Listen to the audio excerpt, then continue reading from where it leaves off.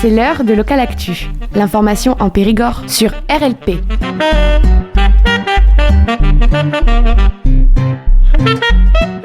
Aujourd'hui, sur Radio Libre en Périgord, nous recevons Gazmi Bouaza. Vous êtes le président du comité national de liaison des harkis. Et aujourd'hui, vous venez nous présenter la journée du 22 avril. Pourquoi ?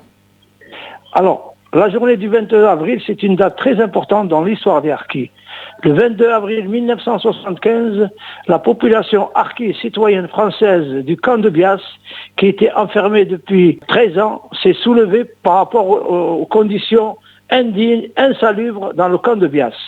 C'est pour cela que la population s'est soulevée pour montrer son existence qui était ignorée des populations, des autorités. Cette année, c'est le 50e anniversaire de la libération. Tout à fait. C'est le 50e anniversaire de la libération de l'apartheid qu'on a vécu dans ce camp. On a été spoliés de nos droits, enfermés, nous n'avions pas le droit à la parole, pas le droit d'aller à l'école communale de la République, de la commune de Bias. On était scolarisés entre nous et c'est ce qui nous a handicapés dans notre vie sociale quotidienne. Vous-même faisiez partie de ce camp ? Moi-même, je suis arrivé... Alors, il faut savoir que le premier convoi qui est arrivé au camp de Bias est arrivé le 18 janvier 1963, où il y a eu 400 personnes qui sont arrivées d'un coup. Moi, personnellement, avec ma famille, avec mes parents, mes frères, mon frère et mes deux sœurs, on est arrivés au mois de février 65. Donc, je suis resté 14 ans dans le camp de Bias. Après cette révolte, comment ça s'est passé pour vous ? Alors, après cette révolte, il y a eu prise de conscience de cette population qui s'est battue pour la République française, de ces citoyens français, anciens combattants. Les autorités, les politiques ont pris conscience qu'il y a problème. Et c'est parti de là que petit à petit, par étapes, par échantillon, si je peux m'exprimer ainsi, que les consciences se sont libérées. Et on a pu faire apprendre à la population française qu'il y avait des Français qui étaient enfermés dans des camps. Et puis, bien sûr, il y a eu le camp de Bias d'abord, après le camp de Saint-Maurice-l'Ardoise, et cela a fait boule de neige dans toutes les régions de France et de Navarre. Cette date du 22 avril 1975 est la signature de tout un courant révolutionnaire. Et cette année, le 50e anniversaire, qu'est-ce que ça fait ? Qu'est-ce que vous ressentez ? Ben écoutez, je ressens je suis ému, je ressens. Quand on évoque cet événement de 1975, c'est un rappel de souvenirs pénibles dans la mesure où nous avons vu nos parents pleurer en cachette, ces soldats de l'armée française, citoyens français, se cacher pour pleurer leur misère. Il n'y avait personne pour les aider. Et dans les conditions dans lesquelles on a vécu, il faut savoir qu'il y avait extinction du feu à 21h, une douche par semaine, le samedi pour les hommes et le dimanche pour les femmes, et en plus il fallait payer 50 centimes. Donc c'est une journée vraiment historique qui a compté dans notre vie et qui restera gravée à jamais dans nos cœurs. Est-ce que vous avez été dédommagé ? Alors, moi j'aime pas parler de dédommagement. Dédommagement, vous savez, on pourra nous donner tout ce qu'on voudra. Ça ne réparera jamais le mal qui a été fait à cette population française, anciens combattants et citoyens français. Quand quelqu'un a perdu sa dignité, ses biens, qui a laissé sa terre natale, ses parents, ses grands-parents, on pourra lui donner tout ce qu'on veut, ça ne réparera jamais le déracinement et la déportation de notre pays. Mais malheureusement, il y a eu des réparations, c'est vrai, il y a eu des gestes de certains gouvernements, surtout Chirac qui a instauré la journée hommage aux harkis. On ne peut pas dire qu'il n'y a rien a été fait, mais il reste beaucoup à faire.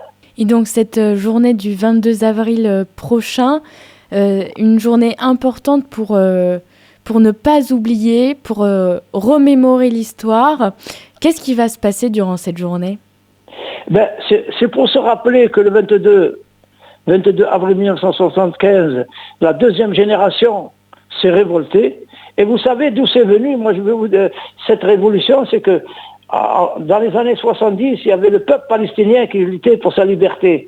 Et nous, jeunes adolescents, on était entre adolescents et majeurs, entre les deux. On s'est dit, mais ce peuple se bat contre une armée avec des pierres. Pourquoi nous, on ne ferait pas pareil pour se battre, pour nous faire entendre notre voix? Et c'est ce souvenir-là qui restera gravé dans notre mémoire. Et aussi nos mères qui se sont soulevées, nos parents qui ont pris conscience du problème et qui se sont battus contre les CRS. Il faut savoir que ce 22 avril 1975, on nous a envoyé plus de 500 CRS, l'armée avec des abstracts, des hélicoptères qui tournaient autour du camp, et ça a été un grand choc, un grand réveil pour les politiques de savoir que cette population s'est révoltée. Effectivement, ce sont des événements, une violence certainement irréparable. Aujourd'hui, cette journée du 22 avril, ce 50e anniversaire, qu'est-ce que vous espérez que ça provoque, que ça soulève, que les gens prennent conscience? Ce qu'on voudrait, c'est que, premièrement, qu'on n'oublie pas ce qui s'est passé dans ce camp, qu'on n'oublie pas ce qu'on nous a fait dans ce camp, car nous avons subi des violences psychiques, morales, nous avons été menacés, si vous faites ci, on vous expulse, on vous envoie en Algérie. Je voudrais que les politiques prennent conscience que nous avons été privés de nos droits, nous n'avons pas eu l'égalité des chances. Et c'est pour cela qu'aujourd'hui, moi j'ai du mal à parler, parce que j'aurais pu suivre un autre destin que le destin que j'ai eu. Mais je suis fier, on est fier de ce que nous avons fait. On est fier que sans aide politique, sans médias, sans lobby, nous avons fait bouger le gouvernement français, et nous sommes prêts à aller encore plus loin pour faire un travail de mémoire. Ce que nous recherchons aujourd'hui, c'est un travail de mémoire et de vérité, et que dans tous les lieux où ont vécu les harkis, il y ait une mémoire qui reste. Et c'est notre deuxième combat, c'est que nous avons l'intention de faire un mémorial dans le site du camp de Bias, qui a une histoire. Parce que le camp de Bias a accueilli les harkis, mais avant nous, il y a eu les Vietnamiens. Avant les Vietnamiens, il y a eu les Indochinois et d'autres communautés. Donc, ce camp a une histoire, et nous voulons que cette histoire, elle reste à jamais gravée dans la mémoire des gens, et nous voulons qu'il y ait un mémorial qui retrace toute cette histoire de ce camp, et où on pourra faire du tourisme mémoriel. La commémoration de la libération du camp de Bias, le 22 avril prochain, se passera donc au camp de Bias, c'est ça, dans le Lot-et-Garonne?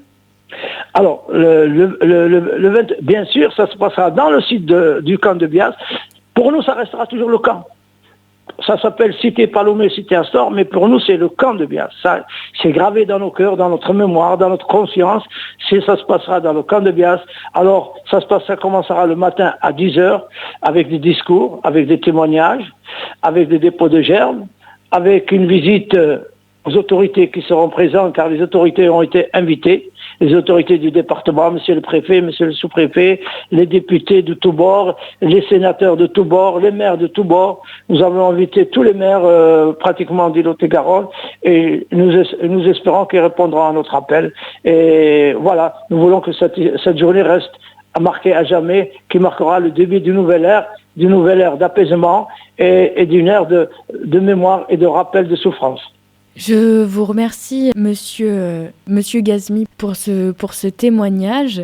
J'espère que seront nombreux les personnes qui pourront assister à cette journée commémorative. Je voudrais juste rajouter quelque chose, c'est que la cérémonie se déroulera en 2 actes. Le matin à Bias, dans le camp de Bias, et nous avons aussi faire une commémoration de réhabilitation des tombes qu'on a réhabilitées avec le Souvenir français, qui nous a aidé à réhabiliter des tombes d'anciens combattants qui étaient à l'abandon. Ce sont surtout des anciens combattants citoyens français célibataires qui avaient à l'époque 20 ans quand ils sont venus d'Algérie, et que leurs tombes étaient à l'abandon. Et nous les avons réhabilités, nous leur avons mis des pancartes, et aujourd'hui ils ont le logo du Souvenir français, et ces tombes sont intouchables, c'est-à-dire que personne ne peut les toucher. Parce que ces tombes étaient laissées à l'abandon ? À l'abandon, parce qu'ils n'avaient pas de famille. Il y avait certaines tombes qui n'avaient pas de nom, qu'on n'avait pas mis de nom. Nous avons fait des recherches auprès de la mairie de Bias, qui nous a bien aidés. Je remercie monsieur le maire et le service technique et le secrétariat qui nous ont aidés à retrouver ces noms-là. Nous leur avons mis des noms. C'était des soldats inconnus, mais aujourd'hui ce sont des soldats connus. une partie commémoration le matin, puis suivi de la célébration, donc de la réhabilitation de ces tombes. Est-ce que vous voulez rajouter autre chose ? Je voudrais rajouter qu'aujourd'hui, que la France, il faut qu'elle reconnaisse qu'elle a fait une faute.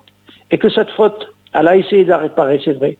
Mais aujourd'hui, il faut qu'elle reconnaisse les lieux qu'on a vécus et que tous les projets mémoriels la communauté harkie dans son ensemble, dans toute la France, dans toutes les régions de France, soient pris en considération, car nous voulons que notre histoire soit connue à l'école. Il faut que notre histoire, dans l'université, partout, dans tous les lieux de culture, que notre histoire soit connue, tout simplement. Je vous remercie, Monsieur Gasmi, d'avoir témoigné, et à la prochaine, au 22 avril, pour cette commémoration du 22 avril 1975. Eh bien, écoutez, merci à vous, merci à votre radio, et j'espère au 22 avril, vous serez la bienvenue parmi nous, et nous allons partager le couscous de l'amitié. Merci beaucoup. Merci, au revoir. Au revoir.